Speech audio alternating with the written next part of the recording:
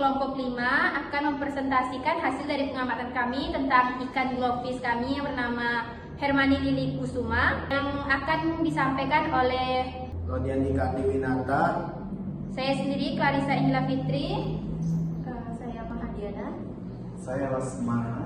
Nah, berikut hasil video pengamatan kami. Bye-bye!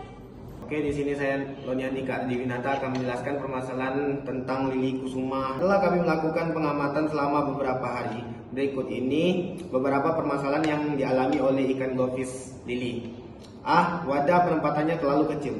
Dikarenakan wadah yang kecil, membuat Lili jadi sulit bergerak bebas. 2. Memerlukan teman. Ikan Lili ini juga termasuk ikan sosial yang suka berenang dalam berkelompok atau bergombolan untuk mengurangi stres. 3. Kualitas air yang buruk. Kualitas air yang buruk seperti kadar amonia dan nitrit yang tinggi dapat menyebabkan stres pada Lili. 4. Gangguan pola renang dan perilaku. Lili terlihat di suatu tempat dan pasif karena merasa tidak nyaman, mungkin karena tidak memiliki cukup ruang. 5. Perubahan suhu air. Wadah kecil lebih cepat berubah suhu dalam waktu singkat. Ikan Lili butuh suhu stabil karena terlalu dingin bisa menyebabkan daya tahan tubuh Lili melemah. 6. Perubahan fisik. Memiliki perubahan pada warnanya yang awalnya berwarna orange, cerah, dan berkilau. Sekarang lebih tampak pudar dan kusam. Itu bisa menjadi tanda Lili sedang stres atau sakit. Selanjutnya, di sini ada kebutuhan dasar ikan glowfish atau Lili. Yang pertama itu ada ukuran akuarium yang layak. Di sini akuarium harus cukup luas untuk memberikan ruang gerak yang cukup bagi ikan glowfish. Yang kedua, memerlukan teman. Ikan glowfish ini termasuk ikan yang hidupnya sosial dan berkelompok. Yang ketiga itu ada kualitas air yang baik. Ikan glowfish Lili memerlukan air yang bersih dan stabil agar bisa hidup sehat. Kalau air yang kotor bisa menyebabkan Lili stres. Yang keempat itu ada makanan yang sesuai. Pelet yang digunakan khusus untuk ikan hias kecil atau makanan alami lainnya. Yang kelima itu ada perubahan suhu air. Jaga suhu air tetap stabil. Tempatkan Lili di tempat yang tidak terkena sinar matahari langsung. Nah, setelah tahu beberapa permasalahan dan juga kebutuhan yang dibutuhkan oleh Lili atau si ikan glowfish ini, kami juga telah mengamati beberapa solusi yang bisa kami ambil untuk supaya Lili ini tetap sehat dan juga merasa nyaman. Yang pertama itu ada ukuran akuarium yang tepat. Lili memerlukan akuarium yang tepat dan wadah yang lebih besar dibanding dengan tempat wadah yang kecil seperti yang kemarin waktu pertama kali kami membelinya, karena dengan adanya akuarium yang tepat atau wadah yang besar itu akan mempermudah Lili dalam bergerak dan membuat dia tidak merasa stres. Yang kedua ada kualitas air. Kami juga selalu memastikan air Lili itu selalu bersih dan juga tidak kotor agar dia tidak merasa tidak nyaman dan selalu sehat. Yang ketiga ada makanan. Ikan Lili memerlukan makanan berupa palet atau serpihan plakes yang dibuat khusus untuk ikan hias kecil.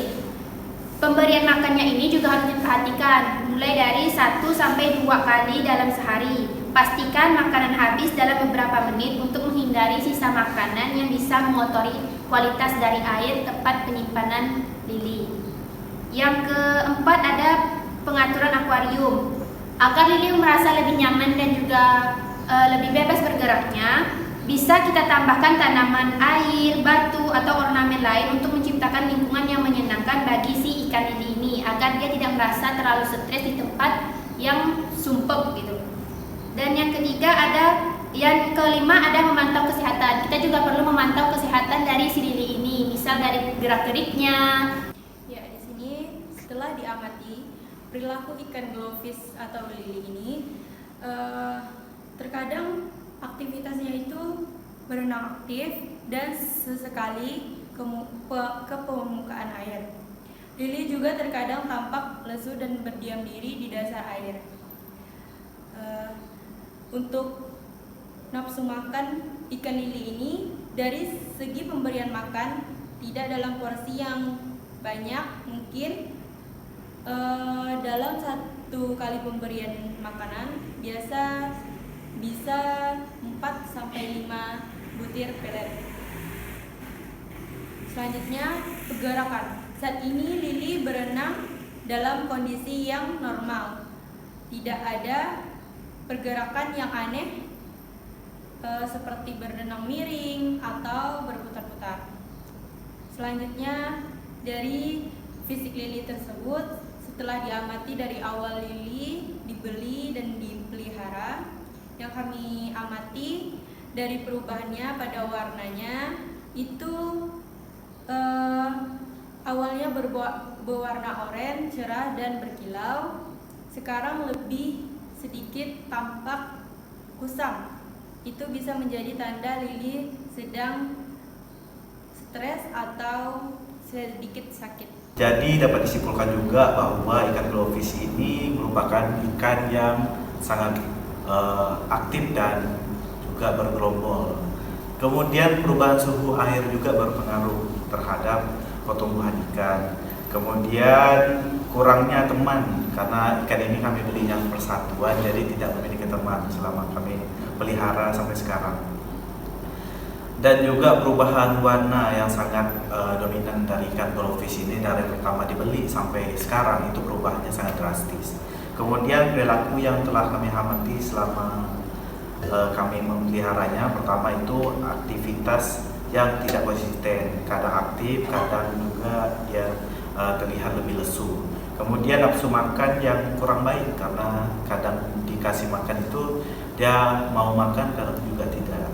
Kemudian perubahan warna yang menjadi pudar dan kusam tadi yang sebelumnya saya jelaskan.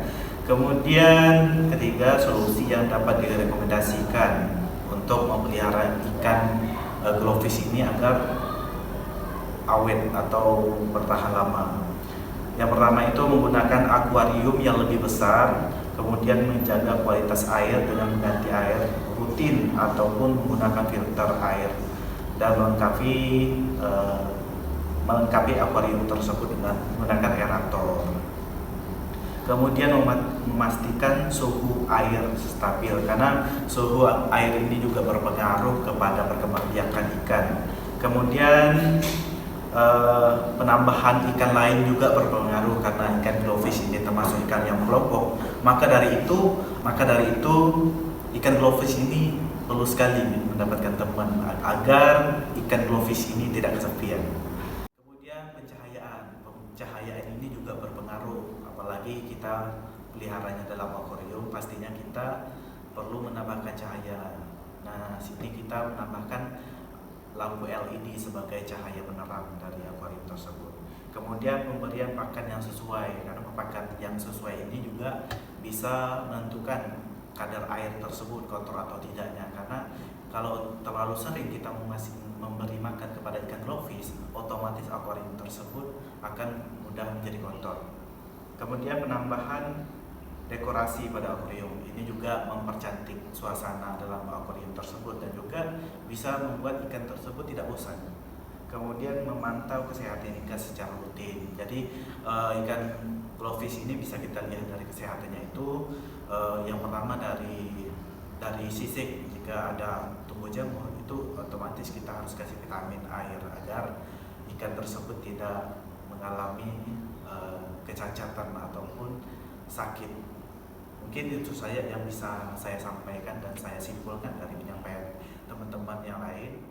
Mungkin cukup sekian, terima kasih. Oke guys, sekian presentasi kami tentang sikap dan psikologis dari ikan glowfish ya, yang kami rawat yang bernama Lili. Terima kasih sudah menonton dan sampai jumpa. Sampai jumpa.